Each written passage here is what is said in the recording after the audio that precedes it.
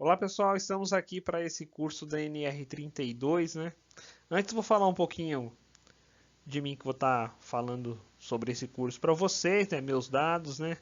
Minha qualificação, me graduei na Universidade Brás Cubas, né? Hoje, na atualidade, sou discente da graduação de Direito. Tenho algumas pós-graduações aí na enfermagem, né?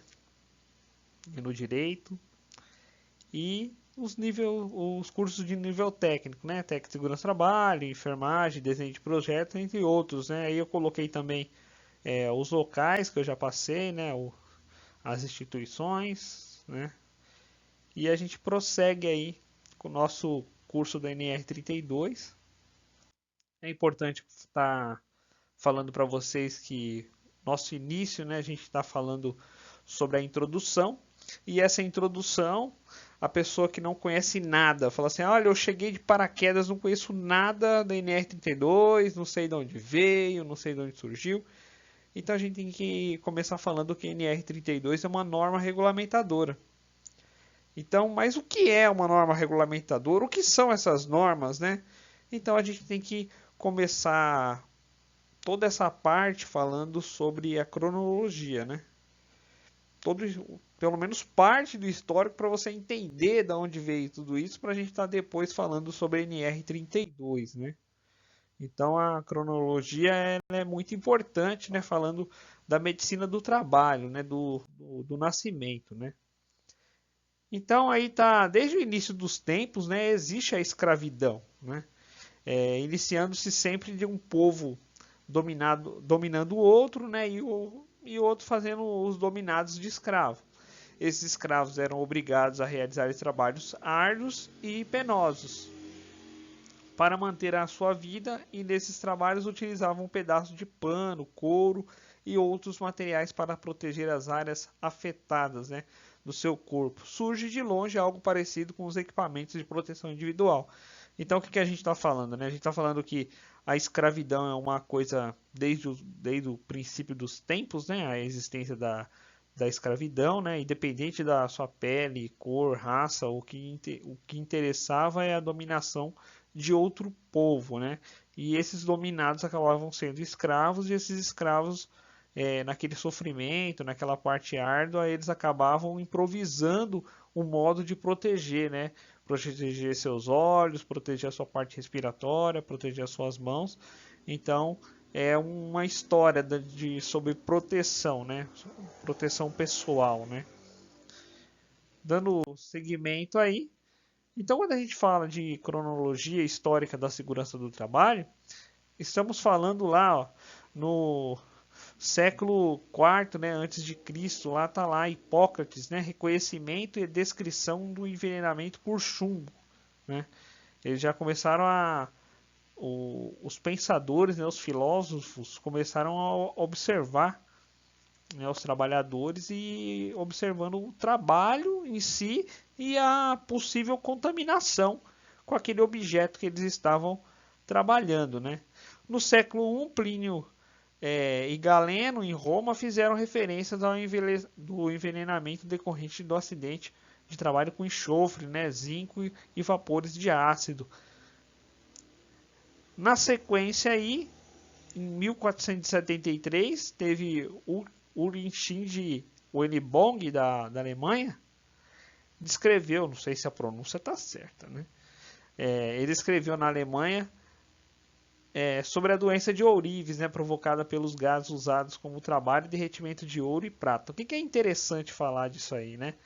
Que antigamente, quando eles não sabiam do que era, né? A gente vai ver até mais para frente que o médico muito famoso ele colocou, mas você começa a perceber já que a doença dos ourives estava relacionada ao derretimento do ouro, né? Vamos seguir que vocês vão entender. Em 1556, Georgius Agrícola, na Alemanha, já lidava com doença dos mineiros, né? Quem ficava lá na parte de mineração, né? Naquela poeira toda, já tinha um problema de doença com essas pessoas. Mas aí surgiu uma pessoa, uma figura muito especial na história, que é 1713, esse médico chamado Bernardino Ramazzini, na Itália, ele surge com o tratado de referência no campo da medicina ocupacional. Ao todo, são reconhecidos 16, né, conferências e 42 trabalhos científicos. Além disso, também, né, entrevistava e perguntava aos trabalhadores acerca das moléstias e enfermidades que atacavam, como evoluíam a doença. Mas, na verdade, na história, né, de outros livros, lendo tudo, como funcionava, né? O médico, ele não ficava parado num lugar só, né? Naquele tempo lá, ele ia para... Hoje em dia a gente chama de comunidade, né, sociedade, mas era tribos, né? Uma localidade aqui, outra lá, num bairro distante, outra em outro lugar. Então ele ficava, por exemplo, numa semana ou num dia da semana numa localidade e depois ele ia para outra localidade. E ele começou a observar que ele ia, por exemplo, numa localidade que as mulheres lavavam roupa no rio, né? E direto apareciam aqueles pacientes no consultório, né, no local que ele atendia. Consultório, acho que até é uma palavra muito bonita, mas deveria ser empregado aquele tempo lá também. Então, nesse consultório as pessoas apareciam com a mesma queixa. Conforme a região, tinha uma queixa específica, né? Vamos supor que ele trabalhava numa região que as pessoas trabalhavam e geravam, né, pó daquele trabalho. O pessoal chegava com doença respiratória. O pessoal pegava muito peso, dor nas costas. E não era tipo, uma pessoa está com dor na costa, outra está com outro braço. Não. A queixa era sobre aquilo. Então o que ele começou a ligar, né? Bem, deixa eu ver. Você trabalha com o quê, né? Eu trabalho com isso. Perguntava para outro. Eu também trabalho com isso. E ele observava o quê? A causa do problema estava ligada ao trabalho. Ele começou a analisar, depois ele começou a ir no local até para ver. Então, com isso, né, teve diversos artigos científicos que ele foi construindo com essas explicações, né? E também as doenças foram dadas o nome de acordo com a sua categoria. Por exemplo, tá lá, ó, doença dos escribas e notórios, né? Naquele tempo não tinha computador, que a gente tem toda essa tecnologia hoje em dia, né? Então o que acontecia? As pessoas dependiam de quê, né? Quem escrevia eram os escribas que escreviam. Escreviam para a cidade inteira praticamente, né? Muitas cartas, muita escrita, e acabava ele ficando com, né? Hoje em dia que a gente chama de tendinite, chama de LER, lesão por esforço repetitivo.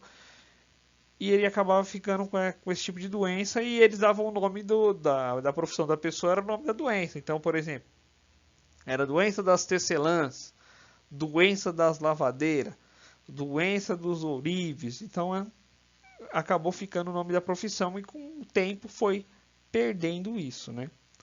Avançando lá, para não ficar muito extensivo esse vídeo, né? 1833 teve a promulgação dos atos das fábricas e passou a considerar evitáveis doenças tais como a cólica do pintor, né, que era a absorção de chumbo das tintas, que provocava câimbras e dores abdominais, né. Teve a tística dos mineiros, né, que inalavam poeira e sílica e enfraqueciam seriamente de silicose, para ver, né. Tinha a doença dos chapeleiros, olha só, a tremedeira, né. Exposição de vapores de mercúrio, nitrato de mercúrio usado nas atividades dos chapeleiros, né? Aí você imagina para aquele tempo lá antigo, né? Hoje em dia tá os TikTok da vida aí, né?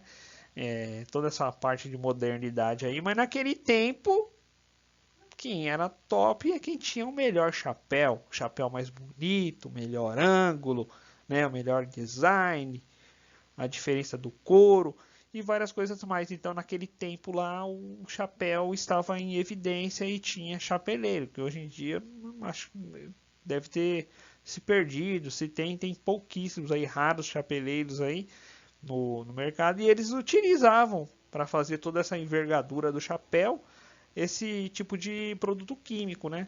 E acabava depois existindo problemas futuros, né? Não utilizava equipamento de proteção individual, né? Chamado EPI.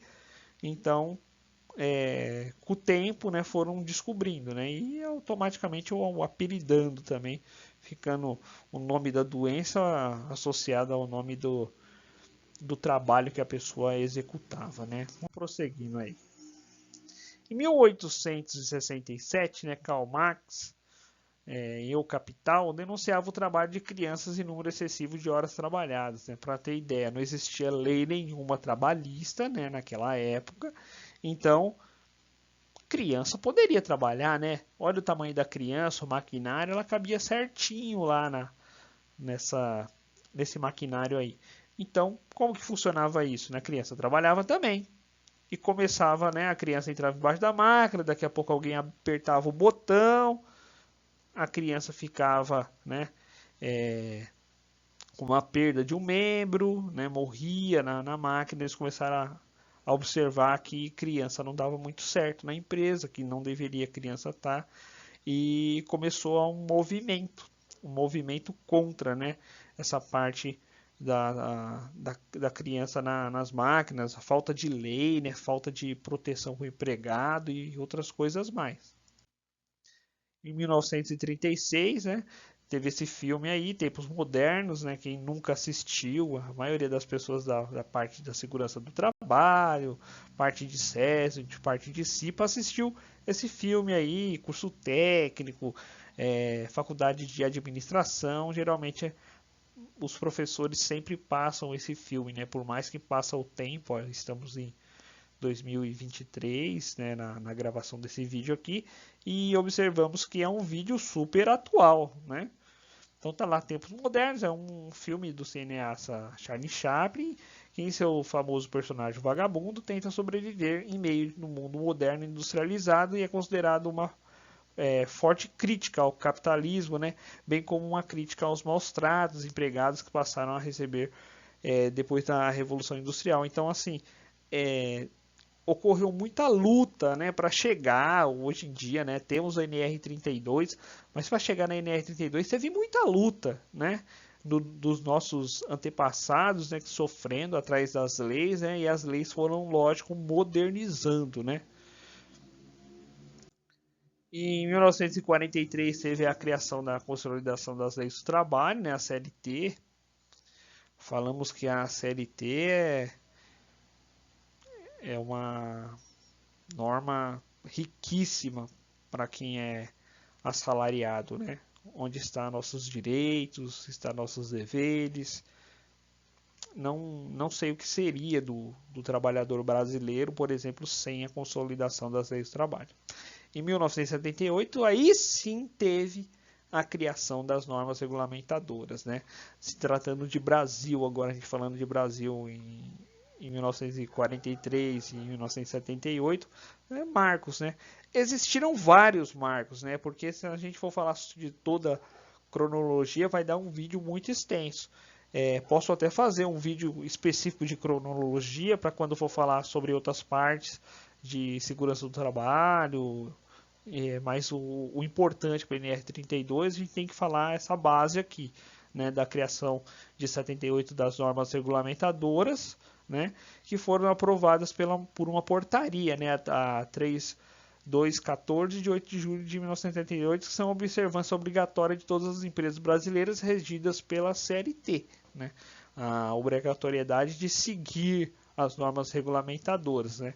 E a gente fala que tem quantas normas regulamentadoras? Bem, se estamos falando, né, tem mais de 32. Estamos falando da 32 agora e cada uma é bem específica, né? Super importante. Não tem como não utilizar nenhuma, né? Vamos seguindo aqui.